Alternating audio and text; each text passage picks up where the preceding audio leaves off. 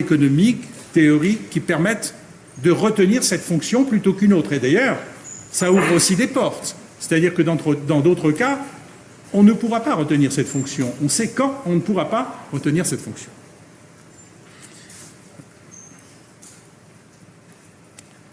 Il y a d'autres cas aussi, par exemple la courbe de Phillips, la loi d'Okunn, la loi de Kaldor. Attention, voici des noms qui arrivent.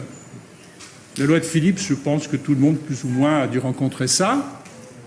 La loi d'Okunn, je ne suis pas sûr que tout le monde sache. Si vous avez suivi mon cours de licence, normalement, vous devriez savoir, mais bon. J'aimerais en être sûr. Donc, il y a quelque part en TD un petit travail sur la loi d'Okunn.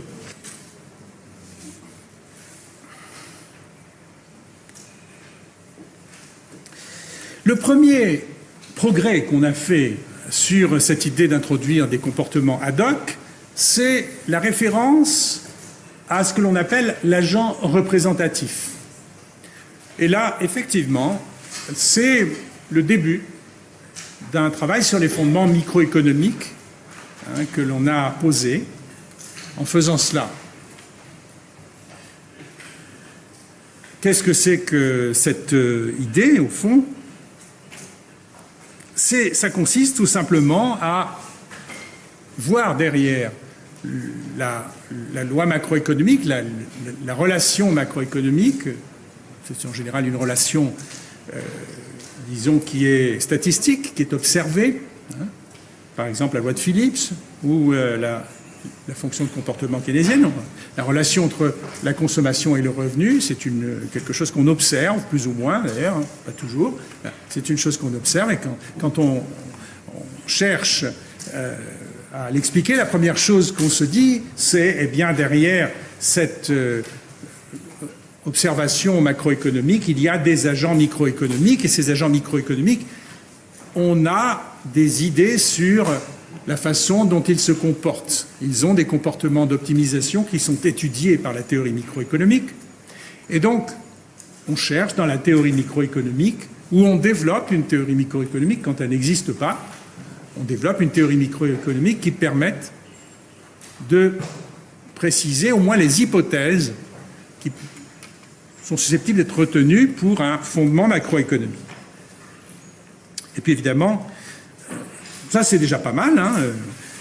Ça permet par exemple, alors je vous ai donné la consommation, mais les fonctions de demande de biens et de facteurs, de manière générale les fonctions de demande de biens, mais les fonctions de demande de facteurs aussi, la demande de travail par exemple, de la part des entreprises, ou l'offre de travail de la part des ménages, eh bien ce sont des choses qui ont été introduites à partir d'un raisonnement microéconomique et on a considéré que ce qu'on voit macroéconomiquement peut être expliqué dans une large mesure par cette loi microéconomique. Le premier progrès qu'on a fait pour avancer, c'est-à-dire pour répondre à cette difficulté qui est que quand on fait une hypothèse microéconomique, souvent on la teste macroéconomiquement et on n'arrive pas à voir macroéconomiquement ce que l'on a établi au niveau microéconomique. Eh bien, la première tentative qu'on a eue, c'est de prendre en compte l'hétérogénéité. L'hétérogénéité, ça veut dire que, en fait, pourquoi la somme ne marche pas, la somme ne marche pas, la sommation ne marche pas, pour rendre compte de la macro, c'est parce qu'on somme des choses qui sont très différentes. On fait une sommation entre des choses qui sont très différentes. Et quand on fait une sommation entre des choses très différentes, eh bien, on peut s'écarter simplement de la simple transposition. C'est-à-dire, la loi macro ressemble et reflète exactement la loi micro. Un exemple qui est utile et que je pourrais citer, c'est la courbe de Beveridge. C'est la relation entre les offres d'emploi non satisfaites et les demandes d'emploi non satisfaites. Et pour parler un langage macroéconomique, c'est la relation qui existe entre le taux de chômage et le taux de vacance d'emploi. Et c'est une relation qui qui a la forme d'une branche d'hyperbole. Que dit cette courbe? Qu'est-ce qu'elle nous fait penser? Qu'est-ce qu'elle illustre? Elle illustre le fait d'observation qui est que lorsque vous avez un taux de chômage très faible, alors vous avez un taux de vacances d'emploi fort. Quand vous avez un taux de chômage très fort, vous avez un taux de vacances d'emploi faible. Lorsque vous avez un taux de chômage très faible, c'est-à-dire que lorsque les gens sont tous employés, les entreprises ont du mal à trouver le salarié qui leur convient. Quand vous avez un taux de chômage très fort, ils ont le choix. C'est très simple de dire les choses comme ça et vous comprenez ce que c'est que la courbe de Beveridge. Mais quand on dit ça, bon, on a un discours, commun, simple, mais ce n'est pas un fondement microéconomique. Le fondement microéconomique, il a été produit un peu plus tard. Et cette courbe de Beveridge, excusez-moi, elle est maintenant analysée comme le résultat d'une agrégation de micro-marchés en déséquilibre, soit en excès d'offres, soit en excès de demande. Donc, si vous avez des marchés du travail, si vous analysez le marché du travail comme une agrégation de micro-marchés, par exemple les qualifications, si vous voulez, micro-marchés, eh bien, dont certains sont en excès d'offres et certains sont en excès de demande, eh bien, vous allez faire émerger ce résultat. C'est-à-dire, si vous posez mathématiquement ces conditions-là, ça va vous permettre d'inférer, de conclure qu'il existe une relation entre le taux de chômage et le taux de vacances d'emploi qui a la forme de la courbe de Beveridge. Donc c'est un fondement microéconomique. Et évidemment, c'est quoi l'hétérogénéité? L'hétérogénéité, c'est le fait que dans un même marché du travail, un grand marché du travail, vous avez dans certains secteurs des excès d'offres et dans certains secteurs des excès de demande. Vous prenez deux micro-marchés qui sont à l'intérieur du grand marché du travail, le marché de la coiffure et le marché des ouvriers, des boulangers, d'accord? Ceux qui coupent les cheveux et ceux qui font le pain. Ça, c'est deux qualifications différentes et on ne peut pas embaucher un coiffeur pour faire du pain ou embaucher un boulanger pour faire de la coiffure. D'accord? Donc, c'est deux qualifications qui sont quand même pas substituables. Hein, c'est pas substituable. Ben, vous pouvez très bien avoir à la fois des difficultés à trouver un boulanger pour faire du pain, un ouvrier boulanger pour faire du pain, hein, et dans la même période, hein, un excès de personnes qui cherchent du travail dans la coiffure. Bon. Donc, on explique comme ça, hein, il y a bien une hétérogénéité. L'hétérogénéité, c'est que les différents marchés, micro-marchés, ne sont pas dans le même régime. Il y en a certains qui sont en excès d'offres, d'autres qui sont en excès de demande. Voilà, donc ça, c'est un fondement microéconomique qui a été introduit à partir de la prise en compte de l'hétérogénéité. Si vous ne tenez pas compte de l'hétérogénéité, vous ne pouvez pas comprendre pourquoi vous observez la courbe de Beveridge.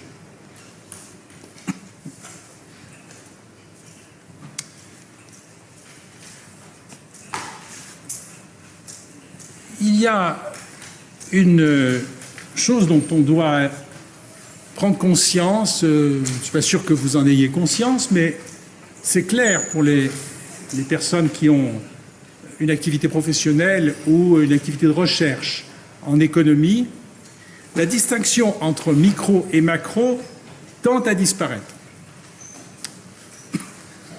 Alors là, j'ai parlé de fondement micro, et effectivement, on voit bien ce qui se passe, c'est que quand on fait de la macro, on cherche à avoir on recherche les fondements micro des lois macroéconomiques. Il y a une sorte d'aller-retour. Hein.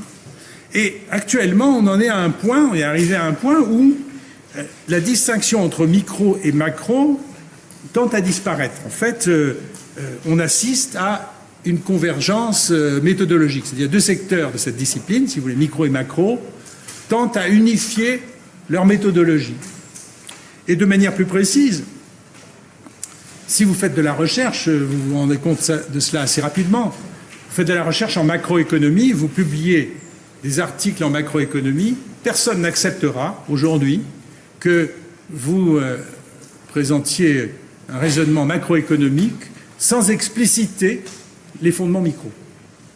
Donc, dans les articles de macroéconomie actuels, contemporains, il y a toujours un moment où on précise les fondements micro. Ça devient quelque chose d'indispensable, ça devient une norme. C'est important, et il faut intégrer ça, comprendre cela, et c'est l'expérience qu'on a quand on fait vraiment, on fait œuvre de, disons, professionnelle, de macroéconomiste ou de microéconomiste. Il y a de moins en moins de différences entre les deux secteurs, et encore une fois, une unité, une homogénéité de plus en plus grande méthodologique entre les deux secteurs. On ne peut pas faire de la macro sans connaître la microéconomie. On va vous le demander tout de suite. Vous faites une hypothèse macroéconomique, on va vous demander, mais ça vient d'où? Donc il faut produire l'explication microéconomique et la règle d'agrégation qui permet de passer de l'un à l'autre. Ça, c'est une nécessité, je dirais, scientifique. C'est l'activité scientifique qui veut ça. Mais il n'y a pas que cette dimension-là. Il y a aussi le fait que je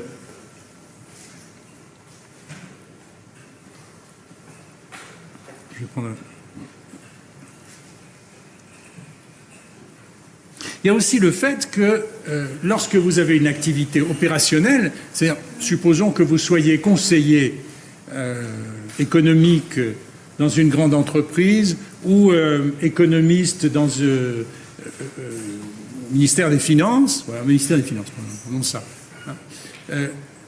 Le point de vue du ministère des Finances, c'est pas donnez-moi un raisonnement macroéconomique. C'est quelle est la solution, par exemple, pour comment résoudre le problème du chômage. D'accord ? Comment résoudre le problème du chômage? C'est une question qui traverse la micro et la macro. C'est pas seulement macroéconomique, c'est aussi microéconomique. Donc, sur le plan professionnel, la spécialisation en macroéconomie, ça n'a pas vraiment de sens. Il faut, c'est pas seulement la recherche, ça, c'est, disons, l'activité opérationnelle. Quand on vous pose une question, vous ne pouvez pas répondre « Ah, je ne connais pas la microéconomie, je ne connais que la macroéconomie ». On va vous répondre, alors à ce moment-là, vous ne servez à rien. Parce que, effectivement, les problèmes qui se posent, très souvent, ont les deux dimensions. Une dimension macro, une dimension micro. Et il faut pouvoir passer de l'un à l'autre. Et c'est je dirais, un exercice d'abstraction qui nous fait parler dans le cadre de ce cours de macroéconomie. Et je vous alerte là-dessus. Attention, il faut savoir en sortir. C'est pas du tout comment dirais-je, un tunnel macroéconomique, c'est pas du tout ça. Il y a des relations entre la micro et la macro et il faut savoir en sortir. Et vous verrez qu'il m'arrivera, dans le cadre de ce cours, de faire allusion à des maximisations d'utilité. Alors, maximisation d'utilité, c'est de la méthodologie standard de la microéconomie. Et vous pourriez me dire, mais ça m'intéresse pas, c'est pas de la macro. Ben non, en fait, ça veut rien dire. Ça veut rien dire parce qu'on fait appel à la micro autant que c'est nécessaire et même autant que possible.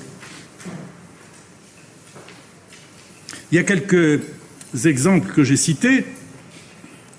Dans les modèles intertemporels, dans les modèles à génération imbriquée, overlapping generations, dans la théorie du cycle réel, il y a explicitement une dimension microéconomique et il y a au départ toujours une explication, un modèle microéconomique qui est introduit explicitement. Alors, il y a aussi c'est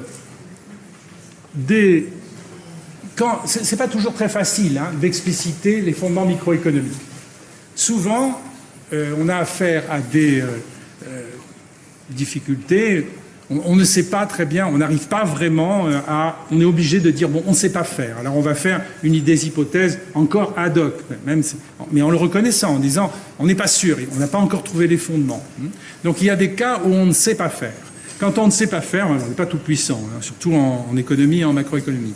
Quand on ne sait pas faire, il y a des méthodologies qui permettent d'avancer quand même. Ce sont des méthodologies qui sont utilisées, par exemple, dans ce que l'on appelle les modèles d'équilibre général calculable. Ce sont des méthodes de simulation. C'est-à-dire qu'en fait, plutôt que de raisonner macroéconomiquement, on raisonne avec des modèles programmés, programmés sur ordinateur, si vous voulez, où en fait on rentre des hypothèses de comportement individuel et on introduit explicitement des comportements individuels, éventuellement avec leur hétérogénéité, différenciée. D'accord ?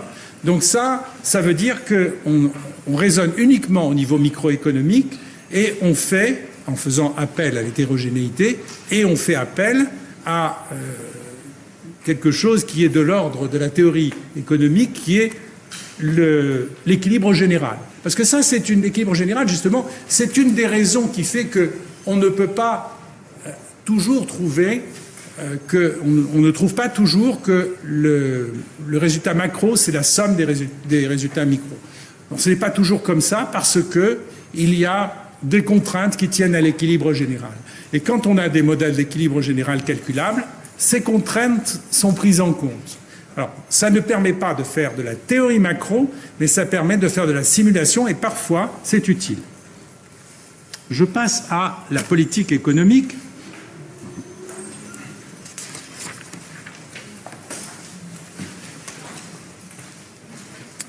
Et je voudrais dire quelques mots sur la politique économique, c'est mon deuxième point d'aujourd'hui.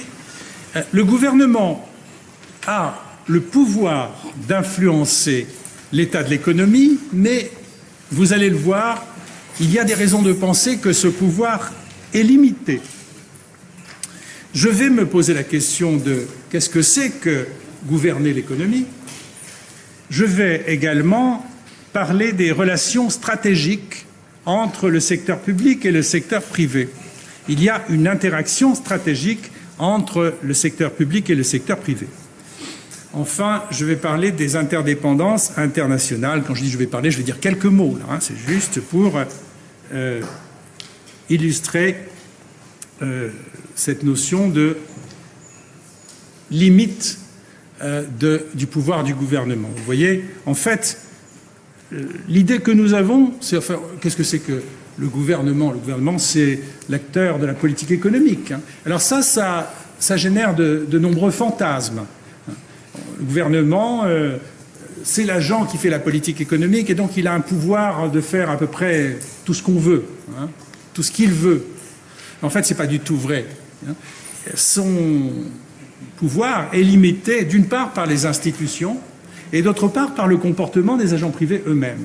Par les institutions, par exemple, je vais prendre un exemple très simple. Il y a, lorsque vous faites de la politique budgétaire, il y a des lois de finances. Vous ne pouvez pas prendre des décisions sans passer par une procédure qui est précisée dans le cadre de la loi de finances. D'accord ? Vous ne pouvez pas faire autrement. Et ça limite le pouvoir du gouvernement. On peut pas, par exemple, le gouvernement ne peut pas prendre une décision par exemple, concernant l'introduction d'un nouvel impôt, il ne peut pas faire ça. Il faut qu'il soumette cette décision au Parlement, qu'il faut une procédure de vote, de validation, etc. L'augmentation, par exemple, des prélèvements sociaux, ce sont des choses, on peut dire, on va augmenter les prélèvements sociaux, ben non, c'est pas possible. Ça doit passer au Parlement, être accepté, enfin bon. Donc, si vous voulez, il y a des institutions qui limitent le pouvoir du gouvernement. Ça, c'est vrai, bien entendu, dans des sociétés démocratiques. Si vous voulez vous abstraire de ça, effectivement, il faut choisir une dictature. Dans la dictature, on fait ce qu'on veut. Il n'y a pas de parlement, il n'y a pas d'institution, il y a juste un dictateur. Mais enfin, disons que c'est pas là-dessus qu'on va raisonner, on ne va pas en raisonner sur des cas, disons, qui sont ceux qui nous intéressent directement. Alors, ensuite, qu'est-ce que ça veut dire gouverner l'économie ? Je vais avoir à discuter ici de ce que l'on appelle l'approche conventionnelle, ou encore, on parle parfois d'approche tinbergenienne, l'approche conventionnelle de la politique économique, et je vais également dire quelques mots sur la critique de Lucas. Vous avez sûrement entendu parler de cela, et il faut revoir ça de manière un petit peu clarifiée. Je vais également parler de relations stratégiques ou d'interactions stratégiques entre le secteur public et le secteur privé à travers deux apports importants ou deux approches importantes en macroéconomie. Il y a un premier questionnement qui a été introduit et clarifié, développé, qui est la question: faut-il choisir une règle ou faut-il avoir une politique discrétionnaire? Choisir une règle ou avoir une politique discrétionnaire? Règle contre discrétion. Donc ça, c'est un premier thème qui émerge.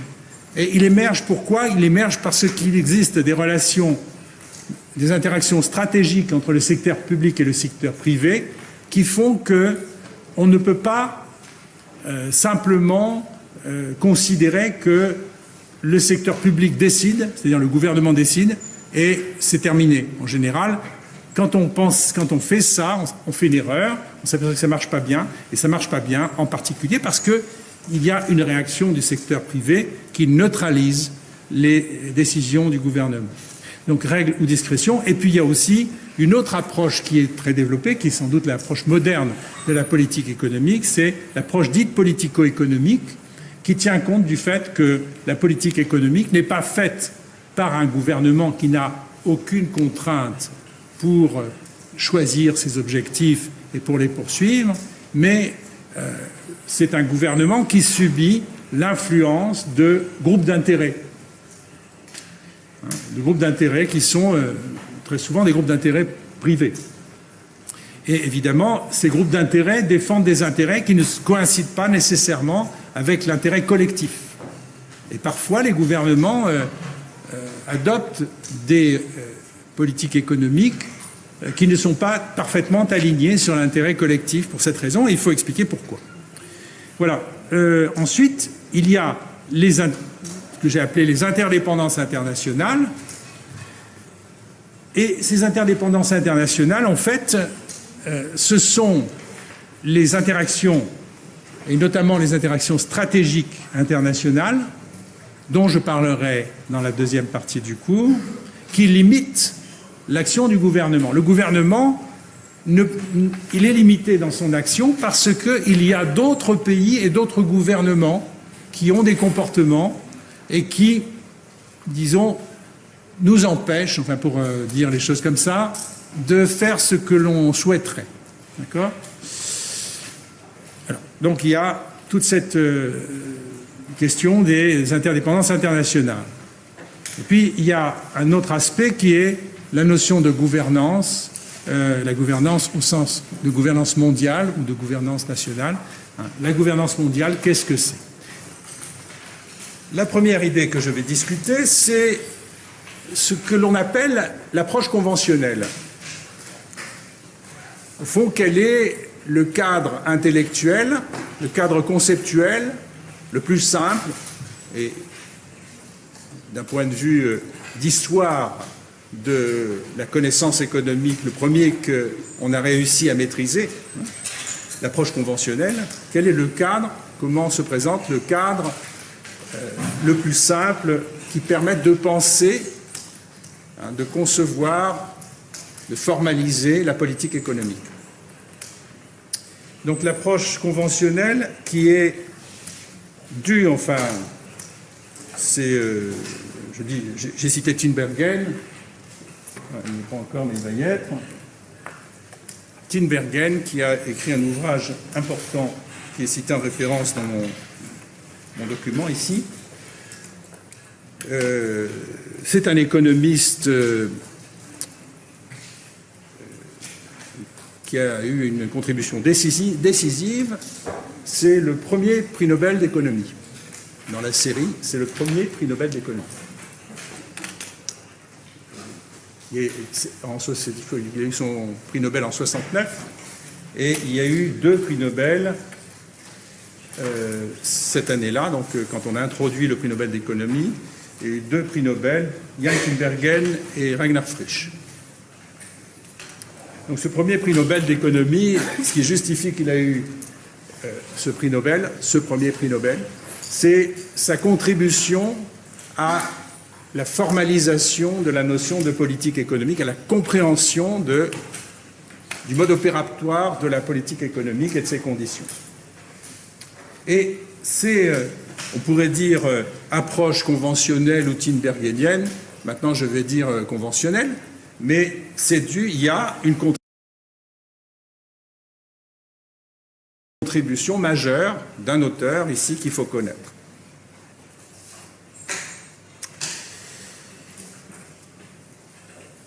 Alors, l'idée, je ne vais pas rentrer dans un développement très technique, je vais parler un petit peu avec des images. L'idée de Tinbergen, c'est la suivante. Faire de la politique économique, c'est comme piloter une machine complexe.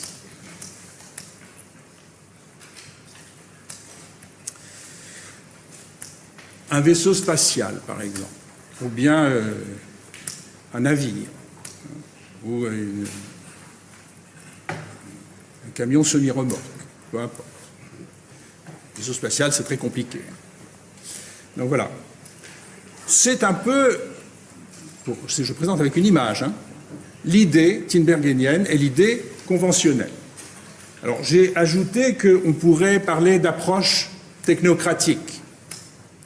Pourquoi? Parce que l'idée, c'est que qu'est-ce que c'est que la politique économique? Au fond, c'est le fait de quelques ingénieurs qui sont dans une administration ou un bureau de planification, voilà, et qui disposent d'un certain nombre d'instruments, qui sont des manettes qui permettent de conduire le vaisseau spatial. Et ces ingénieurs, donc, dirigent, autant que possible, conduisent cette machine. Alors, suivant cette conception, le gouvernement n'a pas de comportement propre. C'est simplement, c'est pour ça que c'est technocratique, il n'a pas de comportement propre, il ne fait que mettre en œuvre des politiques économiques qui sont censées refléter des options politiques qui sont, disons, décidées, déterminées ailleurs. On peut dire, par exemple, sécrétées par la société elle-même. Alors, ce sont des objectifs, évidemment, économiques et qui ont évidemment un intérêt pour la société. Certains de ces objectifs ne sont pas contestables. Par exemple, atteindre le plein emploi. Atteindre le plein emploi, c'est un objectif qui est assez largement partagé. Ça ne fait pas beaucoup de discussion. Il est assez d'accord, il y a une grande majorité, voire une unanimité de personnes d'accord pour dire oui, c'est important, il faut atteindre le plein emploi. Et donc, un objectif de la politique économique pourrait être réaliser le plein emploi. Bon, il y a d'autres objectifs qui sont, disons, aussi évidents ou moins évidents. La stabilité des prix, l'équilibre extérieur, l'équilibre des comptes publics. Tous ces objectifs, dont certains sont discutables, sont sécrétés d'une manière que l'on ne précise pas ici, par des institutions qui sont celles qui existent dans les sociétés considérées. Bien entendu, cette question n'a véritablement de sens que dans des organisations, dans des pays qui ont une organisation démocratique, encore une fois, un pays qui aurait un régime dictatorial n'aurait pas à se poser cette question, ce serait un peu inutile.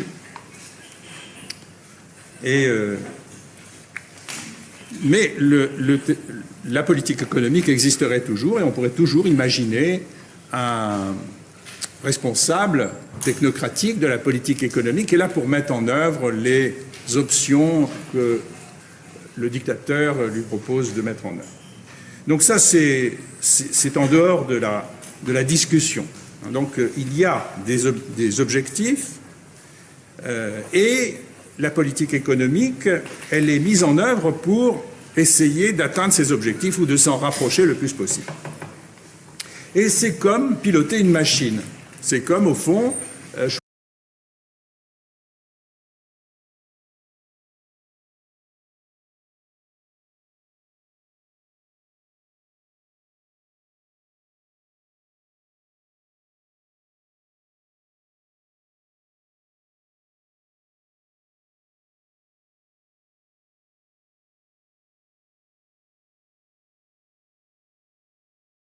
choisir une trajectoire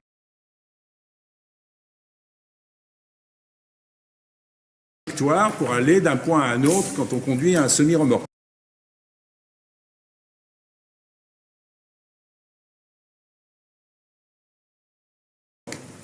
Ou si vous êtes dans un programme spatial,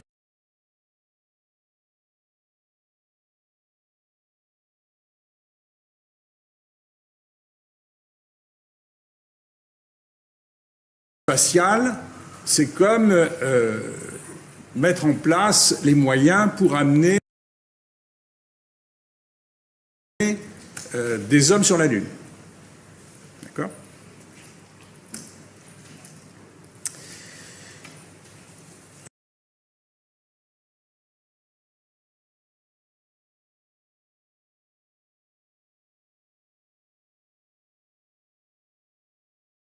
Alors ce personnage qui pilote l'économie, le pilote de l'économie,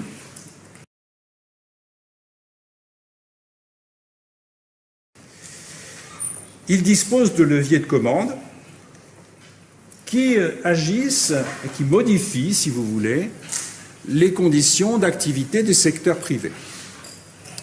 Il a un certain nombre d'instruments de politique économique, de leviers, de manettes, si vous voulez. Il a des manettes et des boutons sur son tableau de bord.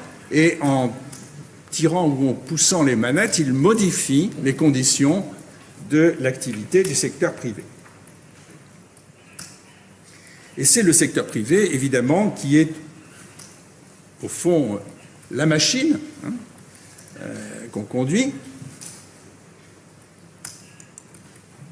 Le secteur privé, c'est comme une machine qui réagit aux impulsions que donne le planificateur ou le policymaker. Et cette machine, elle réagit sans état d'âme, je dirais. Le secteur privé réagit parce qu'il a des comportements, on lui suppose des comportements qui sont un petit peu des automatismes. Et ces automatismes, ils sont au fond représentés formellement dans les modèles, notamment dans les grands modèles macroéconomiques. Donc ces comportements du secteur privé, c'est ceux qui sont utilisés, c'est le fonctionnement de la machine lui-même, ça détermine le fonctionnement de la machine, les réactions de la machine, et la machine réagit après coup, c'est-à-dire qu'elle n'a aucune interaction avec le pilote. C'est juste comme vous conduisez une voiture, vous appuyez sur l'accélérateur et la voiture accélère. Et évidemment, la voiture n'a aucune interaction avec vous. Ce n'est pas un être capable de juger ce que le pilote va faire pour le rectifier ou pour le contredire. Elle obéit, tout simplement. Voilà. Donc ça, c'est je dirais un peu la conception initiale qui est derrière l'approche tinbergénienne et cette conception conventionnelle dont je parle, qui est toujours utile, parce qu'encore une fois, on a dépassé largement ce stade-là, mais dans les raisonnements que nous avons, il y a toujours, quelque part, au cœur des raisonnements que l'on fait, des restes de cette approche conventionnelle. Bon, ce n'est plus l'approche conventionnelle, après. Donc ici, je parle de l'approche conventionnelle pure. Cette approche a prévalu dans les économies industrialisées. Disons, le pic, ce serait les années 70, les années 60 et les années 70. L'âge d'or de l'approche conventionnelle. Et puis après, ça s'est gâté un peu. Et pourquoi ça s'est gâté? Ça s'est gâté parce que ce qu'on observait, c'est que les objectifs clarifiés et assignés aux technocrates, aux responsables, disons, de la machine, de la conduite de la machine, n'étaient pas toujours atteints. Souvent étaient loin d'être atteints, il y avait des déceptions. Et évidemment, quand on fait cette expérience et qu'on a une attitude scientifique, on se pose la question de savoir si, effectivement, la conceptualisation qu'on a donnée de la politique économique, est-ce que c'est la bonne ou pas? Ce qui a commencé à poser question, c'est poser des questions sur les modèles macroéconomiques qui étaient utilisés à cette époque, les grands modèles macroéconomiques ou macroéconométriques qui étaient utilisés à cette époque et qui étaient essentiellement des modèles avec un grand nombre d'équations estimées économétriquement. Et ce sont évidemment des formalisations qui reposent sur l'idée d'une invariance des comportements. L'idée que sur laquelle vous comptez, en utilisant ces modèles macroéconométriques estimés sur des périodes passées, c'est que ce que vous allez projeter et construire pour le futur va obéir aux mêmes lois que celles qui ont prévalu lors de la période d'estimation. Et c'est ça qui a commencé à poser problème. On s'est dit, oui, mais est-ce qu'on est bien sûr de cela? Et en faisant des tests de stabilité, on s'est aperçu que, effectivement, les coefficients économétriques estimés des modèles macroéconométriques utilisés dans la conception de plans économiques ou de stratégies macroéconomiques étaient relativement instables dans le temps. Bon, c'est embêtant parce que s'ils sont instables, ça veut dire que la méthodologie qu'on a mise en place, avec de gros efforts, parce que ça prend du temps et beaucoup d'efforts de faire des gros modèles macroéconométriques, eh bien, il y a un vice quelque part et il faut la revoir. Et le premier, il y a eu tout un débat. Simplement, le premier débat, c'était le constat, c'est-à-dire la première chose qu'on a remarqué, c'est qu'effectivement, il y avait certaines instabilités dans les coefficients estimés et ces instabilités, je parle d'instabilité temporelle, qu'est-ce que ça veut dire? Ça veut dire qu'on teste l'invariance des coefficients sur la période, sur des sous-périodes d'un échantillon, ou lorsqu'on a de nouvelles données, on reteste, on réestime les coefficients économétriques et on regarde s'il y a des modifications significatives ou pas. Donc, ce travail empirique a bien révélé une certaine instabilité des coefficients qui étaient considérés comme les invariants du modèle. Au fond, ces invariants qui constituaient les lois de fonctionnement de la machine. Et donc, le premier qui a vraiment avancé une idée novatrice, intéressante, même révolutionnaire, sur cette question-là, c'est Lucas.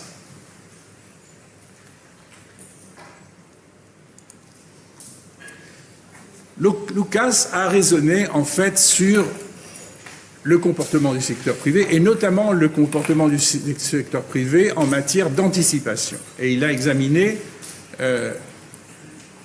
les conséquences de ce comportement d'anticipation, qui, au passage, il n'est pas complètement absent des modèles, mais il est traité dans les modèles de manière relativement sommaire, de manière relativement ad hoc, dans les modèles macroéconométriques initiaux. Et le point important qui est mis en avant par Lucas, c'est que lorsqu'on réfléchit sur la réalité macroéconomique, c'est que on ne peut pas considérer le secteur privé comme une simple machine. Pourquoi? Parce que le secteur privé a un certain nombre de comportements, dont aussi un comportement d'anticipation. Dans ce comportement d'anticipation, sur lequel il fonde ses décisions, entrent en ligne de compte les décisions anticipées des gouvernements.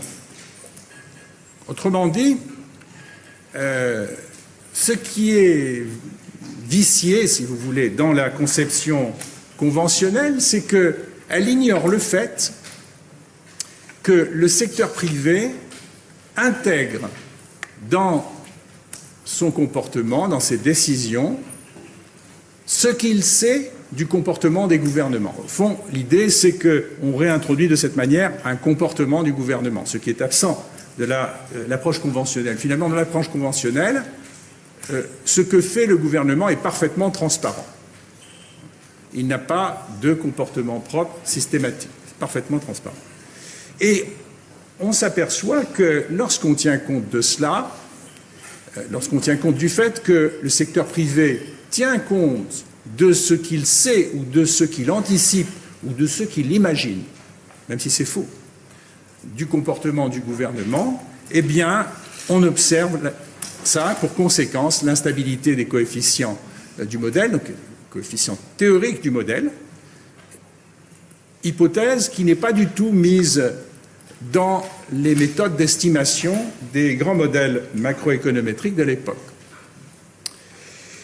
Et évidemment, les premières contributions de Lucas n'étaient pas du tout de refonder les grands modèles macroéconométriques, dont il se fichait d'ailleurs complètement, mais c'était surtout de repenser conceptuellement le rôle de la politique macroéconomique, de revisiter le rôle de la politique macroéconomique en se débarrassant de cette idée que le secteur privé est une machine. Ce n'est pas une machine.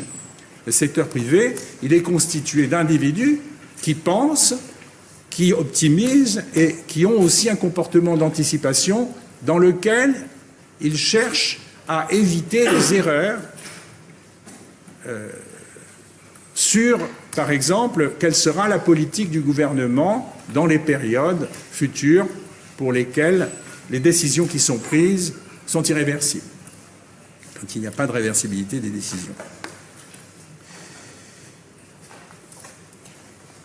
Alors,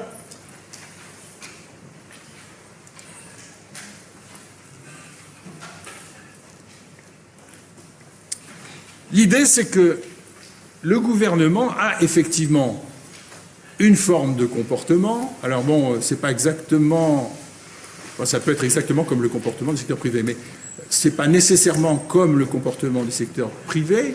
Mais en tout cas, il a un comportement, et ce comportement, il y a la première chose qu'on peut dire, c'est qu'il y a des évidences empiriques qui montrent qu'il a effectivement un comportement. Par exemple, lorsqu'il y a des chocs, le gouvernement réagit de manière systématique.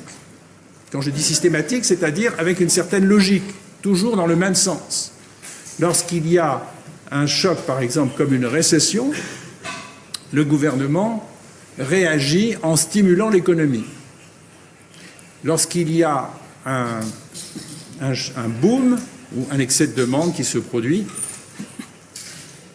le gouvernement réagit par une politique restrictive. Alors ça veut dire quoi? Ça veut dire on observe, dans une large mesure, il y a des évidences empiriques que les politiques économiques ont un caractère contracyclique. Donc elles essaient d'amortir les récessions et elles essaient de refroidir l'économie lorsque, dans un boom, les mécanismes économiques génèrent, par exemple, de l'inflation. Et cette régularité que l'on observe, évidemment, pourquoi le secteur privé n'en tiendrait pas compte?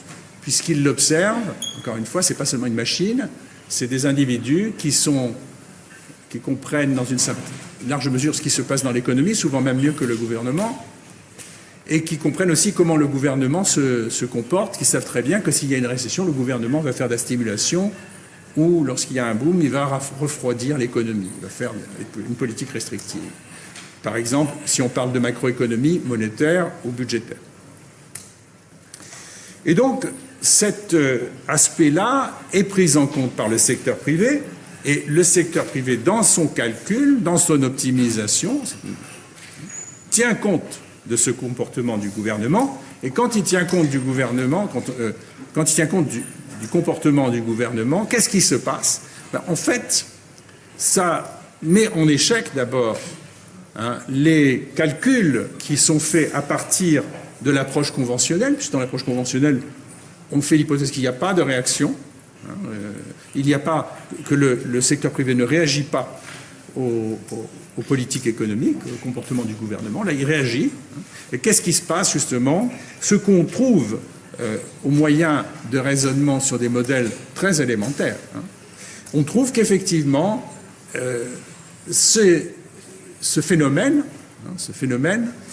tend à réduire l'efficacité des politiques économiques dans la plupart des cas, voire à neutraliser complètement l'effet des politiques macroéconomiques. Et c'est absolument génial. Pourquoi c'est absolument génial? Parce que ça produit une explication sur ce qu'on observe, c'est-à-dire les politiques économiques ne délivrent pas les résultats qu'on attend. C'est une explication économique tout à fait plausible, et d'ailleurs sans doute parfaitement explicative, dans une large mesure, des déceptions que nous avons. Si vous regardez les conjonctures que nous avons connues, par exemple, durant les 10 dernières années, vous avez tout à fait ça. Vous avez tout à fait ça, c'est-à-dire vous voyez des gouvernements qui mettent des politiques en œuvre en disant on va en sortir, et en fait on n'obtient pas le résultat. On n'obtient pas le résultat, ça peut avoir d'autres raisons que ça, mais ça peut aussi avoir cette raison toute simple. Pourquoi ça se passe comme ça? Je vais vous donner simplement la clé. Le secteur privé a son comportement propre, c'est un comportement d'optimisation, ce sont des agents qui maximisent leur utilité. Si on modifie les conditions de l'activité économique privée et que le secteur privé ne peut pas en tenir compte, dans la plupart des cas, il va obtenir une utilité, ou il risque d'obtenir, dans la plupart des cas, il va effectivement obtenir une utilité inférieure à celle qu'il aurait espérée. Et donc, s'il anticipe correctement cette politique qui va survenir, qui va être mise en place, il va se prémunir contre cette réduction de son utilité. En faisant cela, il va neutraliser l'effet des politiques économiques. Voilà la clé, si vous voulez, qui permet de comprendre pourquoi on a ce résultat. Je ne fais appel ici à aucun raisonnement formalisé, c'est juste un raisonnement heuristique.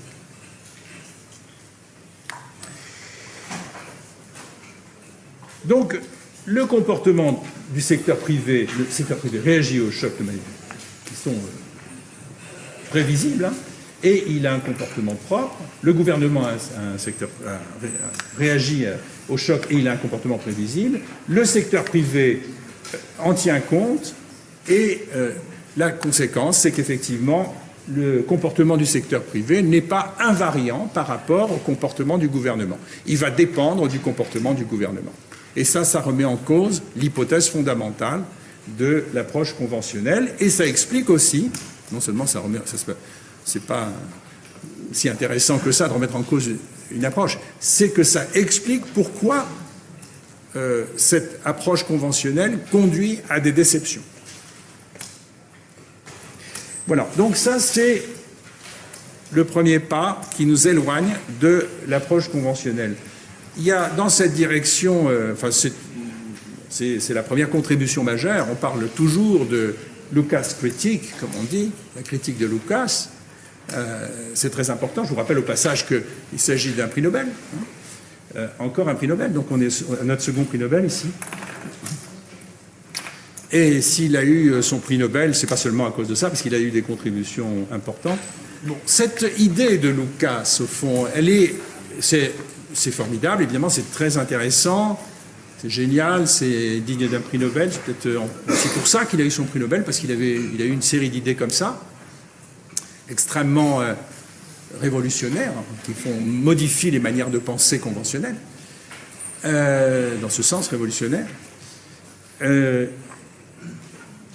C'est aussi, disons, ce raisonnement, c'est un cas particulier d'un raisonnement encore plus général. Et ce raisonnement encore plus général, il repose sur l'idée que...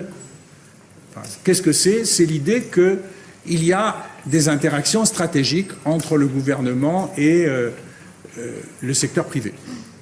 Le secteur privé n'est pas inerte, c'est des agents optimisateurs actifs. Hein, et le gouvernement lui-même a aussi une activité, et le jeu est possible parce que ces deux agents interviennent dans l'économie, dans la même économie. Et il y a des contraintes, bien entendu, qui sont liées à l'équilibre général. Donc tout ça est tout à fait de l'ordre du raisonnement économique. De ce point de vue-là, c'est tout à fait standard.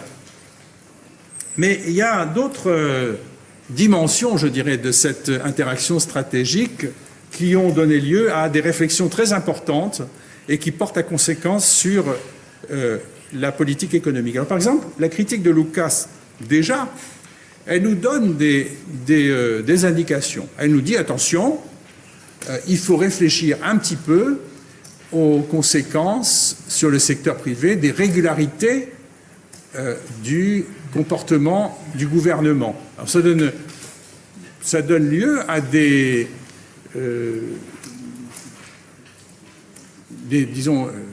implications utiles. Hein. Ça permet de tirer des implications utiles pour la conduite de la politique économique. Bon, il y a une première implication qui a été tout de suite tirée, mais bon,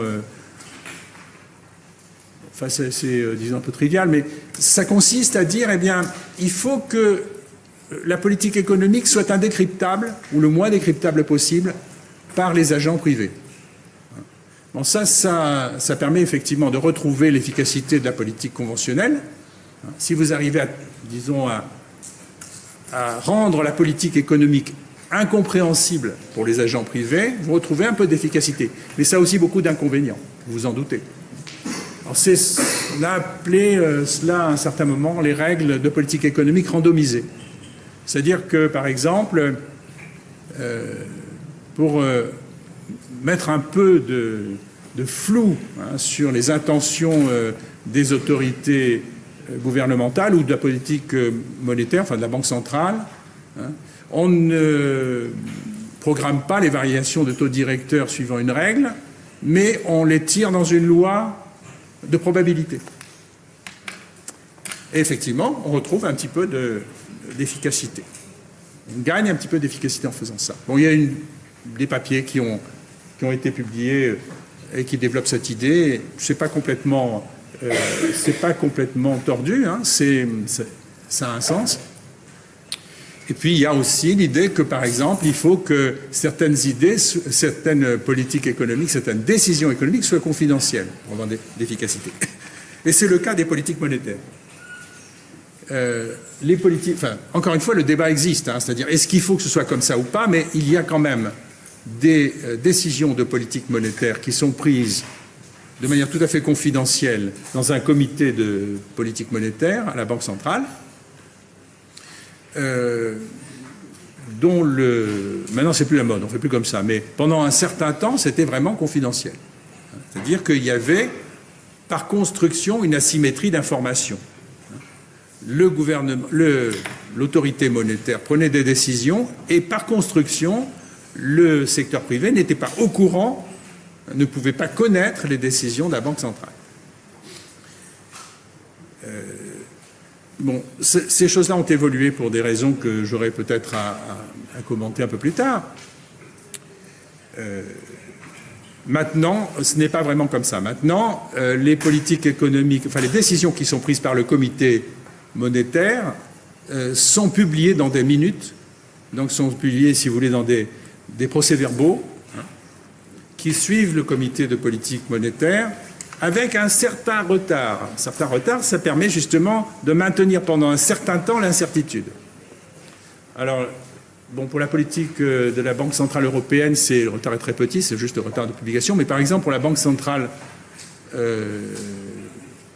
pour la Banque d'Angleterre, là, il y a un retard qui est constant, qui est prévu, disons, de manière systématique. Donc on n'annonce pas tout de suite la décision, on l'annonce un tout petit peu plus tard. Vous réfléchirez à cette idée. Bon, tout ça, c'est possible. Mais alors, je pense que la principale implication qu'il faut tirer de ça, c'est pas tellement...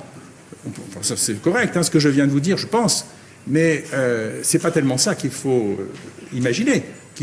C'est pas l'essentiel du travail. L'essentiel du travail, c'est d'intégrer dans les modèles qui sont utilisés dans la politique économique l'interaction stratégique entre le secteur privé et le secteur public. C'est tout à fait possible. Il n'y a aucune raison pour qu'on n'intègre pas dans les modèles une formalisation, une modélisation des anticipations et en s'appuyant sur, par exemple, des approches fondées sur les anticipations rationnelles, c'est-à-dire sur le fait que les anticipateurs ont une connaissance plus ou moins bonne, en général assez bonne, des mécanismes économiques et des comportements du gouvernement. Donc, il n'y a aucune raison qu'on ne le fasse pas. On peut estimer les modèles sous la contrainte d'une hypothèse d'anticipation rationnelle. Je l'ai fait moi-même, hein, donc ce n'est pas du tout quelque chose qui est, disons, c'est technique, hein, mais ce n'est pas du tout quelque chose d'inaccessible. C'est une complexité, c'est un peu plus difficile à faire, c'est une complexité technique, mais c'est tout à fait possible. Et donc là, on répond à la critique de Lucas, c'est-à-dire qu'en faisant ça, on tient compte des réactions du secteur privé par rapport aux politiques systématiques du gouvernement. Alors, il y a un développement qui a été fait par deux autres auteurs et qui a donné lieu à une discussion que l'on résume souvent par règles ou discrétion, rules versus discretion. Donc ça, c'est des contributions qui ont été apportées par deux économistes mathématiciens, Kydland et Prescott.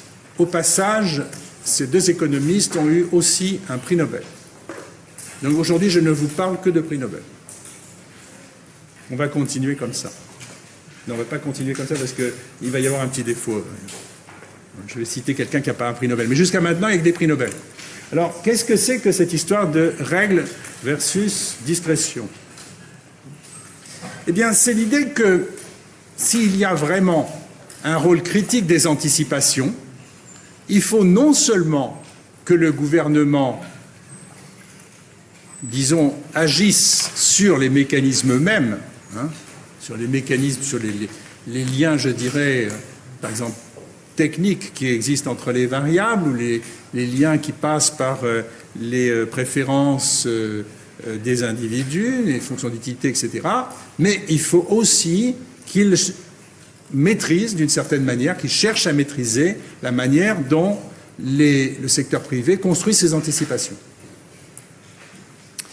Donc, c'est aussi un peu l'esprit de la critique de Lucas, c'est-à-dire si on veut avoir une véritable efficacité de la politique économique, il faut tenir compte du fait que le secteur privé construit ses anticipations en tenant compte de ce que fait le gouvernement et c'est important, si on arrive à le faire, de maîtriser la manière dont il construit ses anticipations. C'est une clé de l'efficacité des politiques économiques.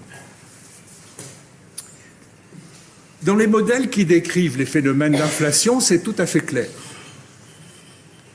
Dans l'explication de l'inflation, vous le verrez un peu plus tard, il y a deux grandes causes. Il y a les causes, disons, qui tiennent à l'économie réelle, c'est-à-dire le fait, l'économie monétaire, l'économie réelle, les deux, l'économie monétaire parce que ça dépend de la masse monétaire, l'économie réelle parce que ça dépend des excès de demande et d'offres sur le marché des biens, et notamment le phénomène de la courbe de Phillips, si vous voulez. Mais il y a aussi un rôle des anticipations, un rôle autoréalisateur des anticipations. Une des explications qui apparaît dans les modèles qui permettent de discuter les phénomènes d'inflation, c'est que l'anticipation de l'inflation est au moins partiellement autoréalisante.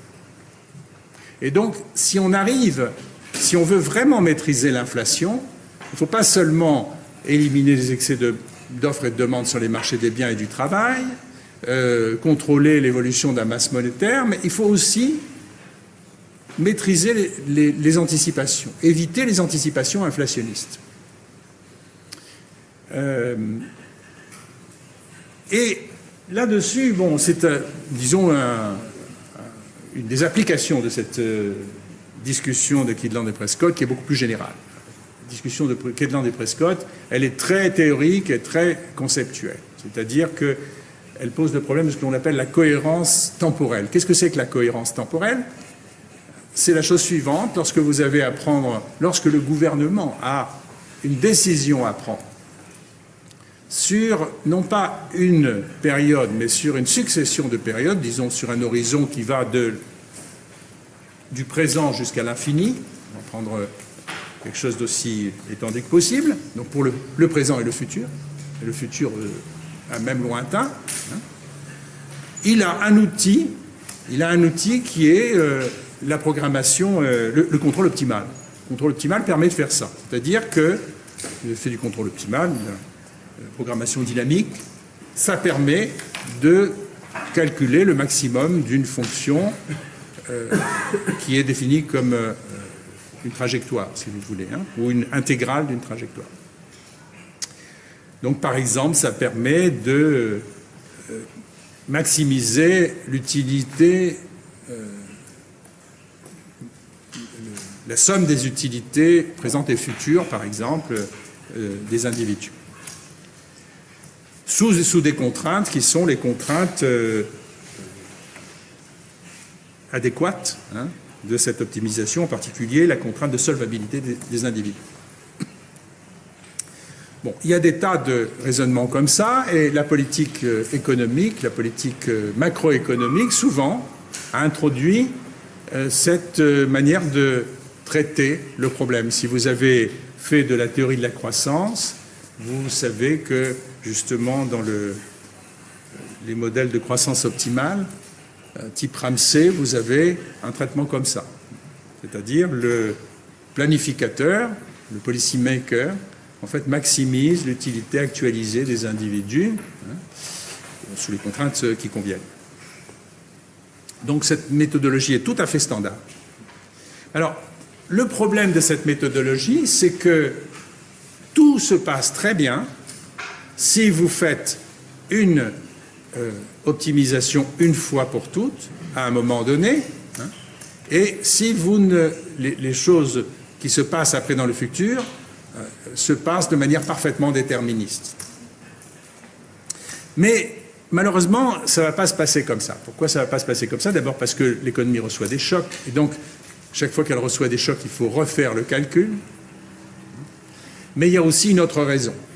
C'est que ce qui est optimum au moment présent, lorsqu'on a passé une période, ne coïncide pas avec un optimum qu'on recalculerait à la période suivante.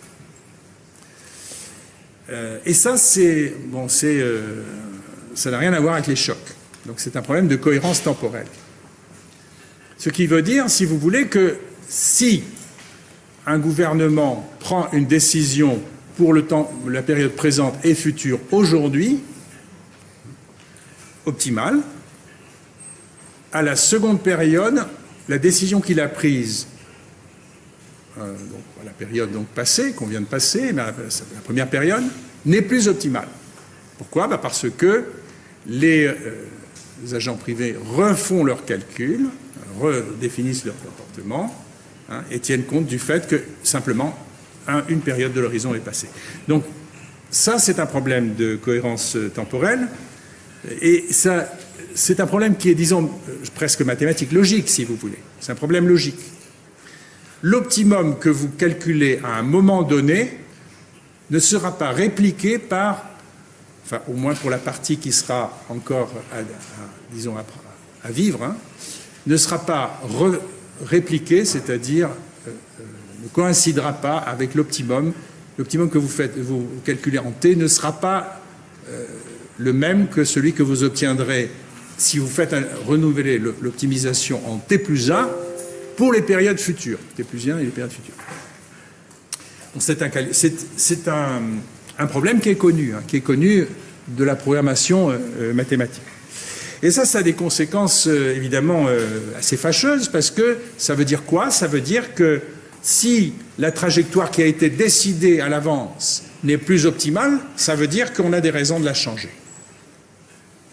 Et donc si on a des raisons de la changer, on va abandonner l'idée de faire une programmation une fois pour toutes. On va faire une programmation avec, disons, une attitude parfaitement discrétionnaire. Et ça n'a rien à voir avec les chocs, hein. On va simplement refaire une programmation à chaque période pour l'horizon t à plus l'infini, t plus 1 à plus l'infini, t plus 2 à plus l'infini, etc., etc.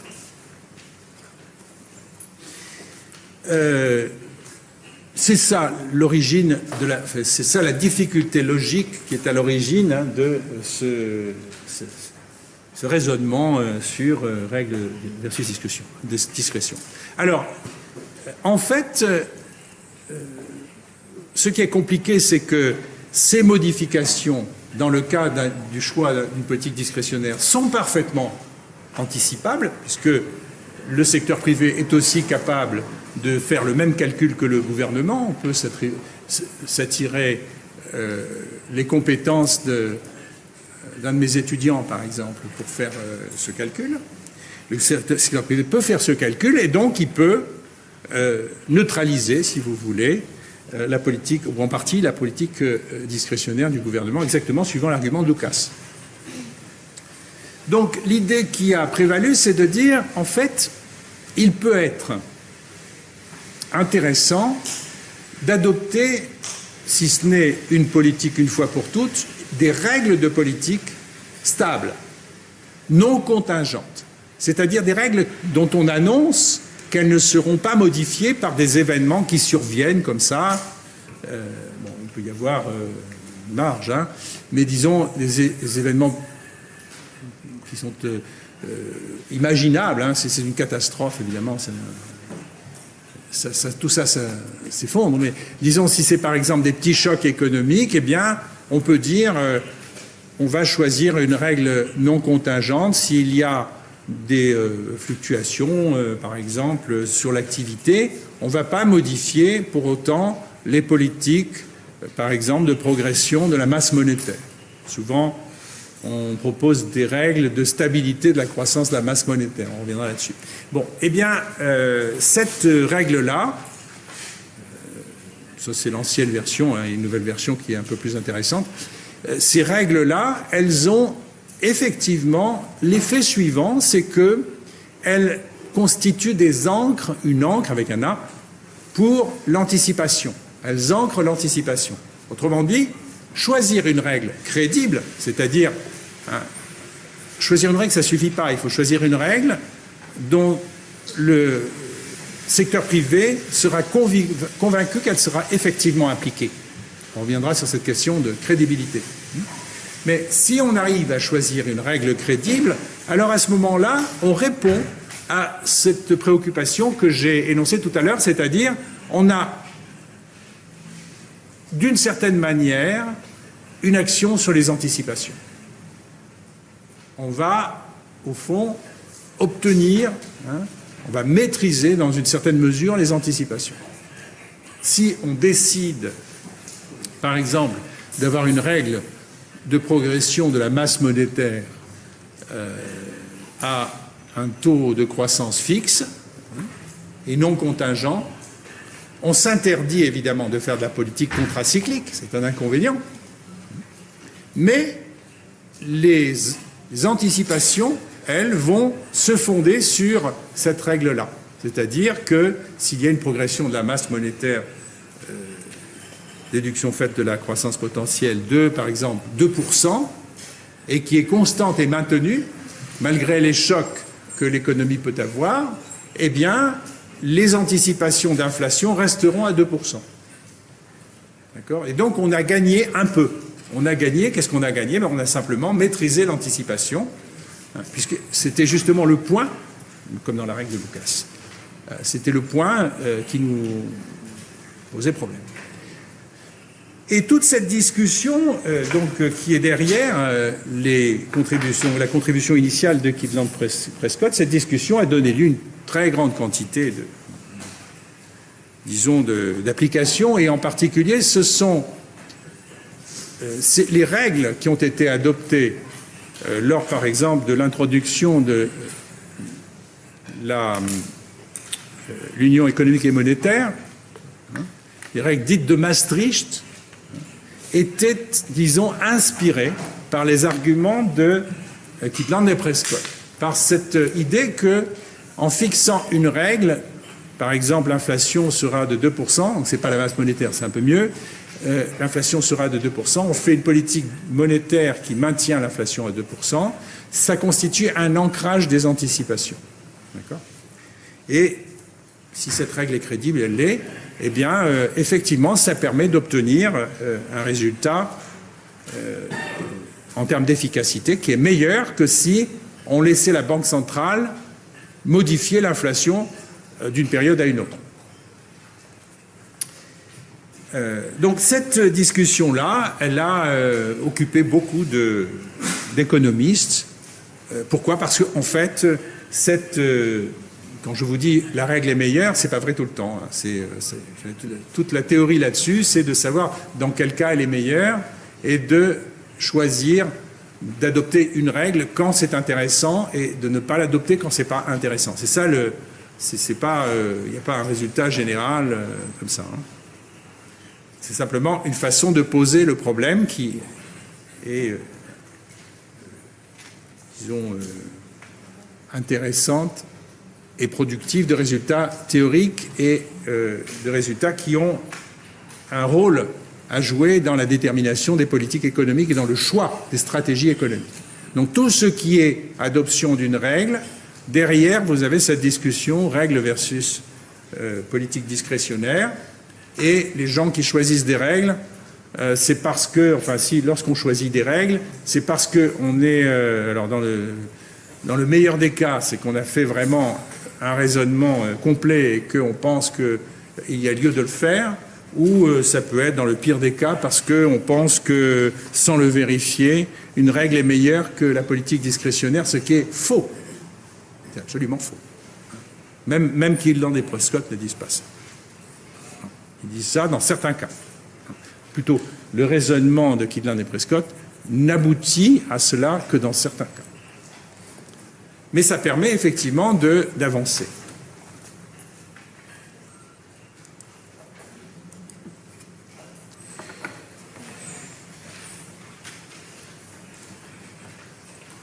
Alors je vais aller un tout petit peu plus loin,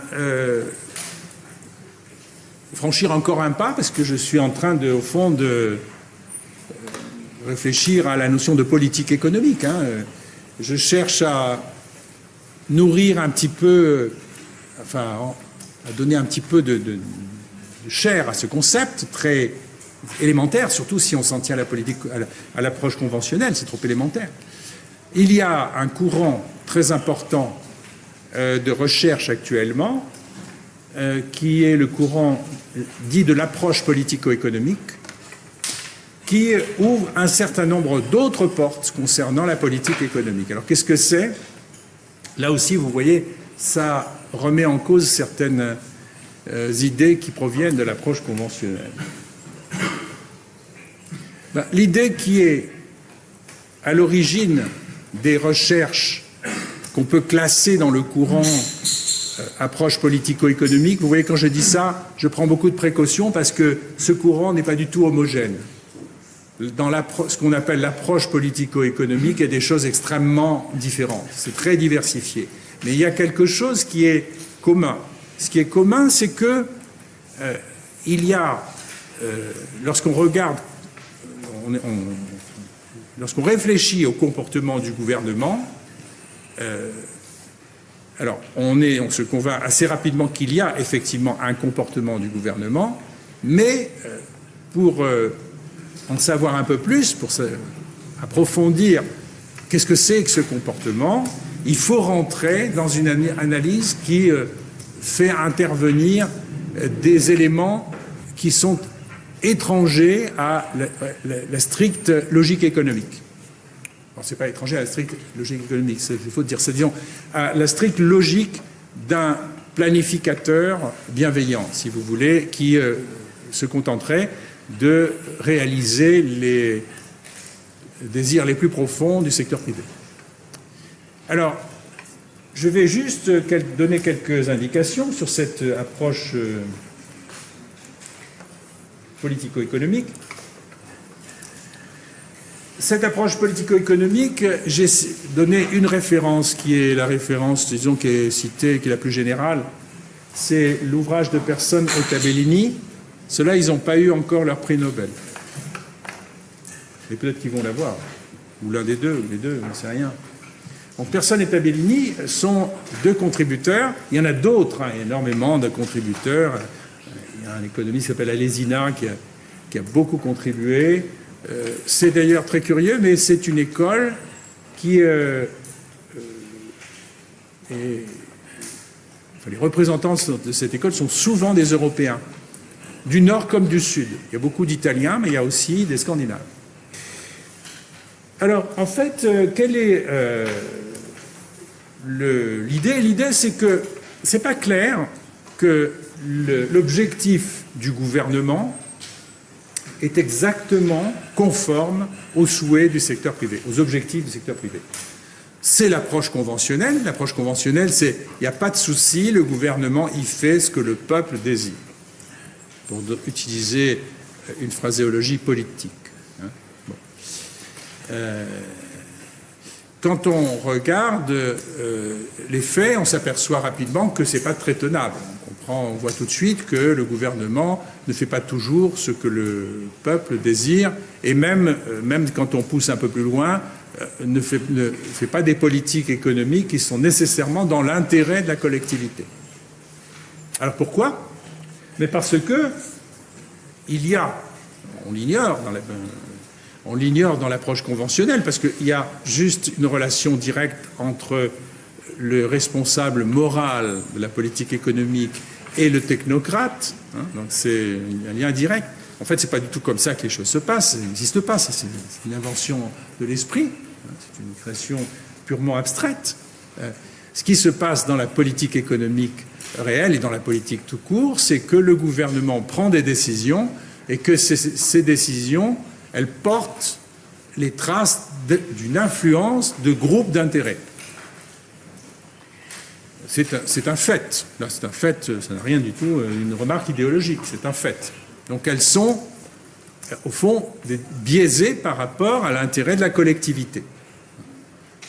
Ce sont des phénomènes sociologiques qui sont intégrés à l'analyse économique, hein, qui est que certaines minorités, hein, certains groupes d'intérêts qui sont minoritaires, parviennent par des actions appropriées, à influencer la politique économique des gouvernements. Alors, ça peut être direct ou indirect, hein, il peut y avoir du lobbying, par exemple, hein, il peut y avoir toutes sortes de relations qui permettent des influences directes, mais ça peut être aussi des phénomènes qui tiennent à la règle de décision démocratique, à la représentativité des individus, encore une fois, tous les biais qui s'introduisent dans, je dirais, la pureté du modèle démocratique produisent des résultats qui sont analysables en termes de l'approche politico-économique. Donc voilà, c'est intéressant. Pourquoi? Parce qu'effectivement, quand on regarde les décisions du gouvernement, on se dit mais pourquoi le gouvernement prend-il cette décision? Et on ne comprend pas. On ne comprend pas pourquoi si on ne voit pas qu'il est effectivement sous l'influence d'un groupe d'intérêt.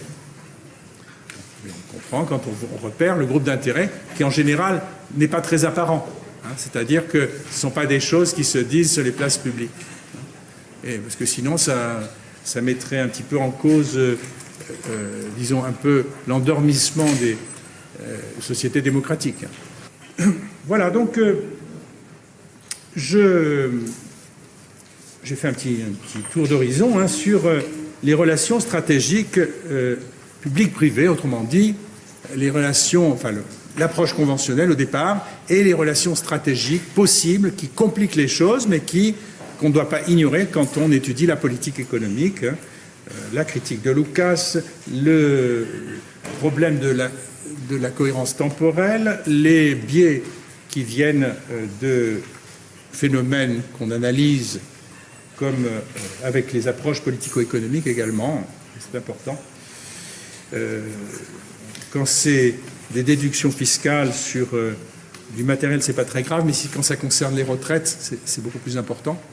Et pourtant, effectivement, il y a des choses qui passent et qui passent de manière, disons, surprenante. Alors, je voudrais maintenant aussi passer à un autre titre, une autre diapositive, la prise en compte de l'international.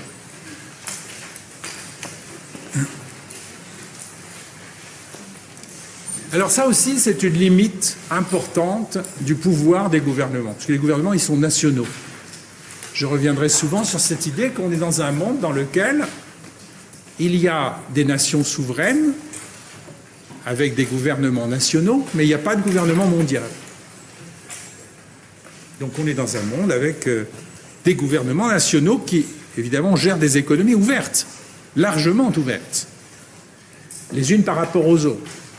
Et donc, toutes ces économies s'influencent mutuellement, et on verra ça d'ailleurs dans la deuxième partie du cours. Et ce que fait le gouvernement rencontre cette limite, c'est-à-dire que ce qu'il fait peut être contredit ou annulé par des décisions, des stratégies économiques qui sont prises par le gouvernement qui travaille dans le pays d'à côté. Sans que ça ait d'ailleurs quoi que ce soit derrière une intention de nuire. Ce n'est pas du tout l'intention de nuire, c'est simplement des intérêts qui sont identifiés comme des intérêts souverains. Eh bien, ça peut conduire à des situations comme ça. Alors, en fait, le monde actuel est constitué par des ensembles nationaux ou régionaux comportant des gouvernements. Il n'y a pas de gouvernement mondial. Et donc, tout ce qu'on voit, c'est des interactions stratégiques, là encore. C'est-à-dire que le gouvernement, lorsqu'il prend des décisions, il doit envisager, en prenant ces décisions, il doit tenir compte de ce qu'il pense que le gouvernement d'à côté va faire. D'accord ? Alors, il y a une marge qui est ouverte par la possibilité de coordonner les politiques macroéconomiques. Il y a aussi un chapitre dans la seconde partie qui va traiter une partie de cette question-là. Il y a une possibilité de coordination, c'est-à-dire que le gouvernement peut avoir un certain mouvement, le gouvernement national peut avoir intérêt, plutôt que d'essayer de chercher à anticiper ce que va faire le gouvernement étranger, il peut avoir intérêt à établir une relation directe qui a pour but de formuler une stratégie cohérente, commune, qui arrange tout le monde. Donc ça, c'est une stratégie coopérative. Donc, il y a cette possibilité. Mais ce n'est pas un gouvernement mondial. C'est simplement deux agents décentralisés qui se rencontrent en se disant « si on fait les choses en se coordonnant, on sera mieux tous les deux ». Win-win, comme on dit. Voilà, plutôt que de faire les choses chacun dans notre coin. Donc voilà, c'est pas, ça peut être le cas, ça peut ne pas être le cas. Donc, il y a la place pour ces stratégies d'équilibre coopératif et aussi, bien entendu, la macroéconomie a quelque chose à dire là-dessus. Il y a une abondante littérature sur les équilibres coopératifs et non coopératifs en macroéconomie, ou les politiques coopératives et non coopératives. Je vais en parler dans la seconde partie du cours, mais ça fera juste un chapitre et je vais juste écorner le sujet. Enfin, j'en parle simplement pour vous donner une idée du type de raisonnement qu'on fait et des résultats qu'on peut avoir. Et en particulier, on peut faire apparaître des cas où clairement il y a intérêt à une coopération, à donc une coordination des politiques macroéconomiques, et les deux pays s'en trouvent mieux. Voilà, donc ça c'est une limite du gouvernement, du pouvoir du gouvernement, puisqu'il ne peut pas décider tout seul. Enfin, il peut décider tout seul, mais ce qu'il fait va être peut-être neutralisé par ce que fait le gouvernement étranger. Et la marge, c'est peut-être que si on se coordonne, on arrive à obtenir un résultat, mais sûrement pas un résultat aussi bon que si on avait vraiment une souveraineté absolue. C'est-à-dire, si par exemple, l'un des pays avait un gouvernement qui était en mesure de déterminer à la fois la politique nationale et la politique du partenaire étranger. D'accord ? Ça donne des idées à certains, mais bon, enfin, ça ne va pas dans le sens d'une période de paix et de prospérité, ça. Ça va dans le sens d'un ordre colonial, si vous voulez. Donc, il y a cette limite dont il faut tenir compte. Alors, évidemment, le point sur lequel j'arrive, c'est qu'il n'y a pas véritablement dans l'économie mondiale de gouvernement. Je vous l'ai dit, il n'y a pas de gouvernement. On est toujours en train de faire des plans sur la comète, c'est-à-dire on peut toujours imaginer qu'un jour il y aura un gouvernement mondial, mais bon, je pense que ce sera pour une génération très éloignée, et puis c'est peut-être pas absolument souhaitable. Hein. Il y a des forces qui vont dans l'autre sens. Il y a des forces qui vont dans l'autre sens et qui même remettent en cause l'unité des pays souverains. Ou simplement l'unité des unions. Alors bon, je vous rappelle quand même qu'il y a eu un Brexit qui vient de se produire. Ça, c'est pas un pays souverain, mais il y a eu des pays souverains qui ont décidé de se couper en deux, sans d'ailleurs que ce soit un drame. Ce qui s'appelait la Tchécoslovaquie s'appelle maintenant la Tchéquie et la Slovaquie. Il y a deux pays à la place d'un. Ça n'a pas fait une guerre, ça n'a pas fait une guerre civile. Il y a une limite qui est due aux interactions internationales et enfin, donc au fait qu'on est dans un monde avec plusieurs pays ouverts qui communiquent entre eux, mais qu'il n'y a pas de gouvernement mondial. Et je vous ai dit qu'il y avait une réflexion qui se développe, vous le savez, hein, sur la notion de gouvernance mondiale. Il y a des personnes, des gens un peu idéalistes qui pensent qu'il va y avoir une institution, c'est-à-dire qu'il va y avoir quelque chose comme une administration qui va s'occuper de gérer l'économie mondiale. Il y a même des gens fous qui pensent que ce sera le FMI. Bon, le FMI a sans doute quelque chose à faire là-dedans, mais c'est certainement pas le FMI qui va faire le gouvernement mondial. Ça, c'est quelque chose de...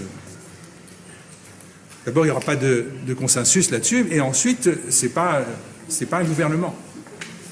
C'est une banque. Et là, je pense qu'effectivement, ce serait une erreur de faire ça. Donc, il y a quelque chose qui ressemble, non pas à un gouvernement, mais on parle de gouvernance. D'ailleurs, en fait, tout ce que je viens de raconter, ça va dans ce sens.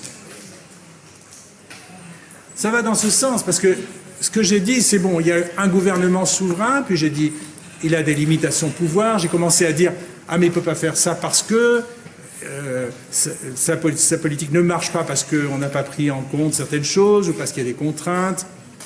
Il y a des biais politico-économiques. Maintenant, je suis en train de dire il y a des gouvernements étrangers qui nous embêtent.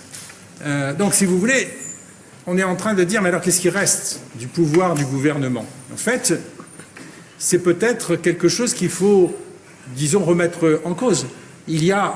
Vaut mieux parler en termes de gouvernance, hein, c'est-à-dire, effectivement, est-ce qu'il y a une décision centralisée? Est-ce qu'il y a une décision centralisée? Quelle est son efficacité? Qu'est-ce qu'elle peut faire? Et la replacer dans le contexte d'un modèle à plusieurs pays, par exemple. Hein. Donc, est-ce que cette décision centralisée peut être efficace dans une politique non coopérative ou coopérative? C'est ça, la réflexion qu'on doit avoir quand on réfléchit à la politique économique de manière profonde et si on veut aller vraiment au fond des choses. Voilà. Et c'est un peu la fin de mon introduction, je veux dire, partie, disons, discursive de mon introduction. J'ai mis quelques références bibliographiques. C'est celles qui sont appelées dans le texte. Moi, je pense que vous devriez faire à un moment ou à un autre l'effort de regarder ces choses-là, même si elles vous paraissent un petit peu lointaines, parce qu'en réalité, elles structurent notre pensée. Il y a des traces très profondes dans ce que nous faisons tous les jours et dans ce que nous pensons de manière automatique tous les jours, et même les automatismes professionnels, parce que bon, je ne parle pas ici de l'opinion publique et de l'homme de la rue, hein, je parle d'économistes professionnels qui ont des manières de raisonner, et ces manières de raisonner, évidemment, sont nourries, sans qu'on le sache, par des contributions comme celles que j'ai citées.